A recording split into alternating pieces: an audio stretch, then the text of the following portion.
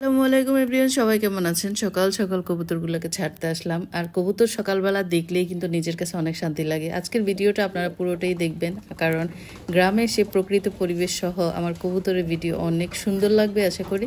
এখানে কবুতরগুলোকে খাবার দিয়েছি। প্রথমেই কিন্তু আমি আগে পরিষ্কার করে নিয়েছিলাম, তারপর হচ্ছে কবুতরগুলোকে ছেড়ে হচ্ছে এটা একটা প্লাস্টিকের পাইপ বলতে পারেন, তো সেটার মধ্যে হচ্ছে খাবারটা দেওয়া হয়, তাইলে আর খাবারটা বাইরে যায় না। তবে বিশেষ করে বেশি কবুতর থাকার কারণে হচ্ছে খাবারটা একটু ছিটাছিটি করে, ওরা উড়াউড়ি যখন করে তখন হচ্ছে খাবারটা এদিক সেদিক চলে যায়।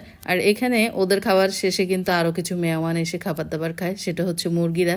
আমার ভাইয়ের মেয়ের মুরগিগুলো কিন্তু হারাই গেছে বলতে চড়ে নিয়ে গেছে। অনেক কষ্ট লাগে বিষয়টা। এখান দিয়ে আমার আপু হচ্ছে ডিম ছিলতেছে, তাও আবার আপুর নিজের হাঁসের ডিম।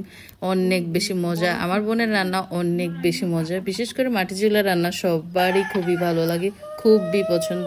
এদিক দিয়ে আমার জন্য কাচকি মাছ পাতোড়া করছে, আর এখানে এগুলো সব পুকুরের মাছ। আর এখান দিয়ে হচ্ছে ডিম ভুনা করছে, আরও কিছু আইটেম ছিল। যাই হোক, খাবার দাবার খেয়ে আমি হচ্ছে একটু ছাদে যাব। আর এদিকে এটা হচ্ছে আমার ভাইয়ের বেটার ছেলে, সম্পর্কে আমি হচ্ছে ওদের দাদু। তো বাড়িতে আসলে আমার আসলে অনেক ভালো একটা সময় কাটে, সবার সাথে খুবই মজা একটা সময় কাটাই। বিশেষ করে এখানে কবুতর থাকার কারণে আমার এখন আরও অনেক বেশি ভাল লাগে। আর এই যে খাবারগুলা খাচ্ছি, খাবার দাবার খাওয়া শেষ, একটু দেখছি কাকি কি রান্না করতেছে। এদিক দিয়ে ঘুরে সিঁড়ি দিয়ে উঠে আসলাম। উঠে এসে দেখি কি ফাইন একটা আবহাওয়া, কি সুন্দর বাতাস। আমার যে এত ভাল লাগতেছে বলার মতো না। এখন তো ভাত টাত খেয়ে আসছি মাত্র, আর গাছের উপরে দেখেন কারা কারা বসে আছে। সব কবুতরগুলো খাবার দাবার খাওয়ার পর আরাম করতেছে গাছের উপর। এখান দিয়ে যে মুরগিটা দেখছেন, আমার ভাইয়ের মেয়ের মুরগি, এটা কিন্তু চড়ে নিয়ে গেছে। আর এই মুরগিটার ডাক হচ্ছে একদম পুরো ভাইরাল, আমার পেজেই আছে। অনেক ডাকাডাকি করে, কি পরিমাণ ডাকে বলার মতো না।